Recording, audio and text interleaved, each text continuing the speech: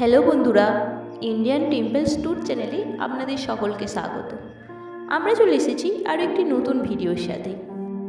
উৎপন্না একাদশী 2024 ব্রতর মাহাত্ম্য কথা। কবে পড়েছে এই একাদশী? এই ব্রত করলে পরম সিদ্ধি লাভ হয়। কোন নিয়মে পালন করবেন, এই সমস্ত কিছু এই ভিডিওর মাধ্যমে আমি আপনাদেরকে জানাব।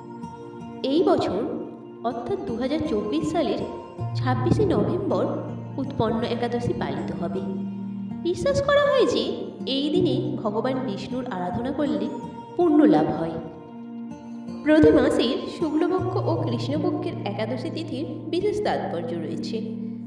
এই বিশেষ দিনটিকে ভগবান বিষ্ণুর উপাসনার জন্য উৎসর্গ করা হয়।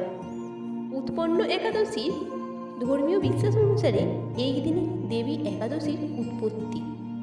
উৎপন্ন একাদশীর দিন ভগবান বিষ্ণুর আরাধনা ও উপবাস করলে পূর্ণ ফল পাওয়া যায় এবং জীবনে সুখ সমৃদ্ধি ও আসে।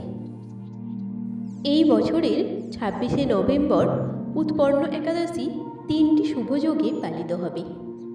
আসুন জেনে নেওয়া যাক উৎপন্ন একাদশীর সঠিক তারিখ, শুভ সময়, পূজার পদ্ধতি এবং পালনের সময়। প্রতি বছর অগ্রহায়ণ মাসের কৃষ্ণপক্ষের একাদশী তিথিতে উৎপন্ন একাদশী পালন করা হয়।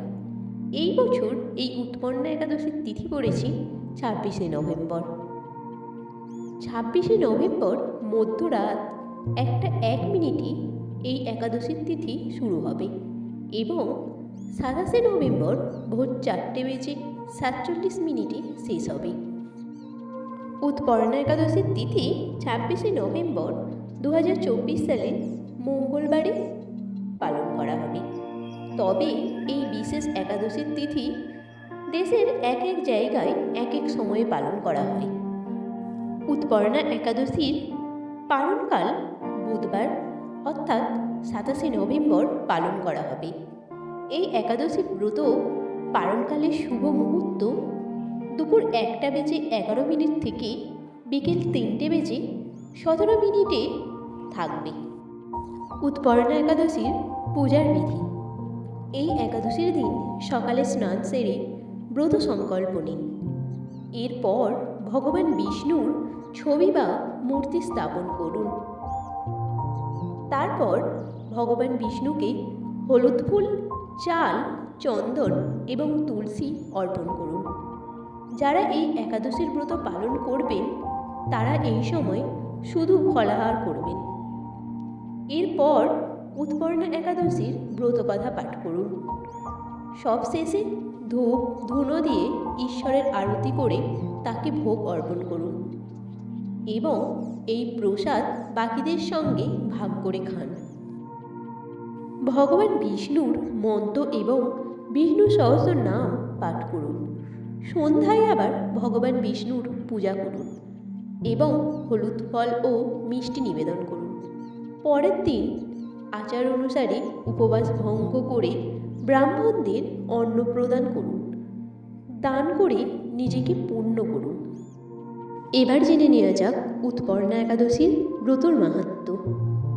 অর্জুন বললেন, হে দেব, অগ্রহায়ণ মাসের পুণ্যপ্রদায়ী কৃষ্ণপক্ষের একাদশীকে কেন উৎপন্না বলা হয় এবং কী জন্যই বা এই একাদশী পরম পবিত্র ও দেবতাদের প্রিয় তা জানতে ইচ্ছা করি।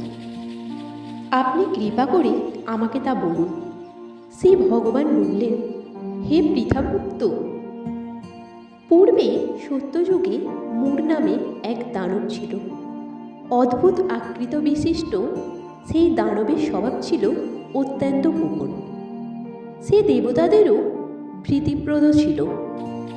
যুদ্ধে দেবতাদের এমনকি স্বর্গরাজ ইন্দ্রকে পর্যন্ত পরাজিত করে স্বর্গ থেকে বিতাড়িত করেছিল।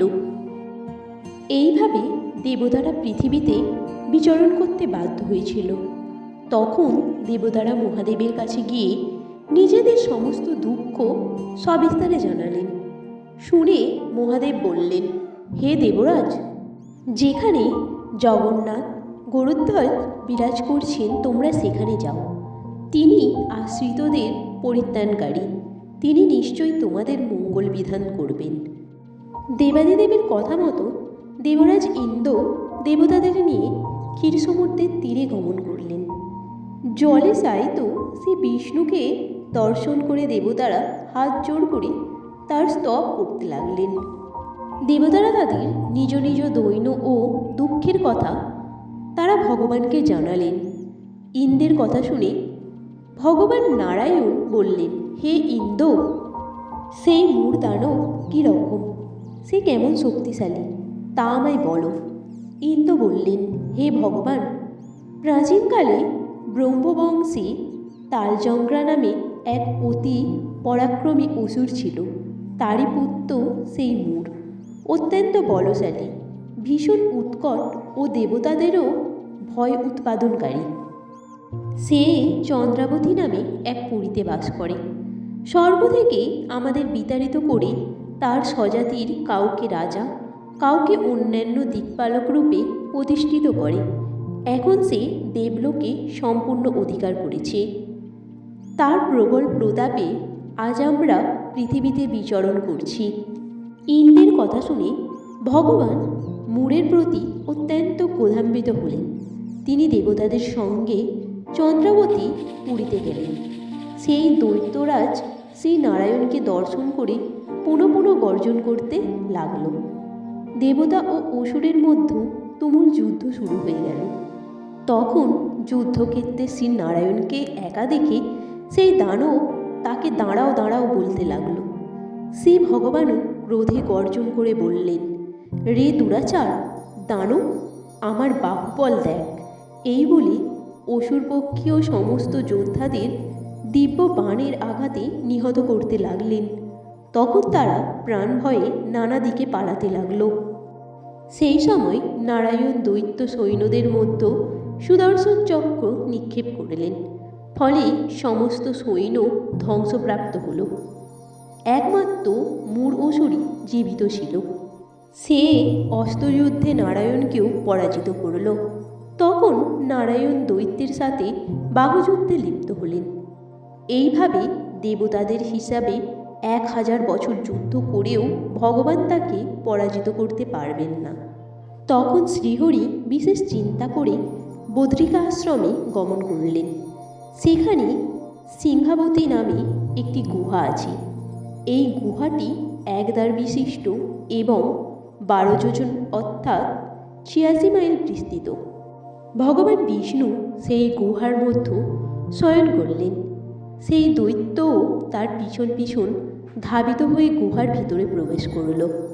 সে বিষ্ণুকে নির্দিত বুঝতে পারল।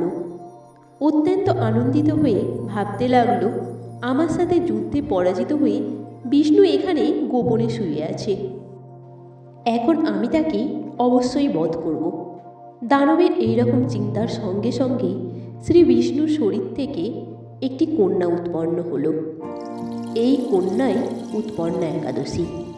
তিনি রূপবতী, সৌভাগ্যশালিনী, দিব্য অস্ত্রশস্ত্রধারিণী ও বিষ্ণুর তেজ সম্বতা বলে মহাপরাক্রমশালী ছিলেন। দৈত্যরাজ সেই স্ত্রীরূপিণী দেবীর সাথে তুমুল যুদ্ধ শুরু করল। কিছুকাল যুদ্ধের পর দেবীর দিব্য তেজে অসুর ভস্মীভূত হয়ে গেল। তারপর বিষ্ণু জেগে উঠেছেন। ভস্মীভূত দানবকে দেখে বিস্মৃত হলেন। এক দিব্য কন্যাকে তার পাশে হাত জোড় করে দাঁড়িয়ে থাকতে দেখলেন। বিষ্ণু বললেন, হে মহাপরাক্রান্ত উগ্রমূর্তি, এই মূর দানবকে কে বধ করল? যিনি একে হত্যা করেছেন তিনি নিশ্চয়ই প্রশংসনীয় কর্ম করেছেন। সেই কন্যা বললেন, হে প্রভু, আমি আপনার শরীর থেকে উৎপন্ন হয়েছি। আপনি যখন ঘুমিয়েছিলেন তখন এই দানব আপনাকে বধ করতে চেয়েছিল। তা দেখে আমি তাকে বধ করেছি। আপনাদের কৃপাতেই আমি তাকে বধ করতে পেরেছি। এই কথা শুনে ভগবান বললেন, আমার পরমা শক্তি, তুমি একাদশীতে উৎপন্ন হয়েছ, তাই তোমার নাম হবে একাদশী। আমি এই ত্রিলোকের দেবতা ও ঋষিদের অনেক বর প্রদান করেছি। হে ভদ্রে, তুমিও তোমার মন মতো বর প্রার্থনা করো, আমি তোমাকে তা প্রদান করব। একাদশী বললেন, হে দেবেশ, ত্রিভুবনের সর্বত্র আপনার কৃপায় সর্ববিঘ্ন নাশিনী ও সর্বদায়িনী রূপে যেন পরম পূজ্য হতে পারি, এই বিধান করুন।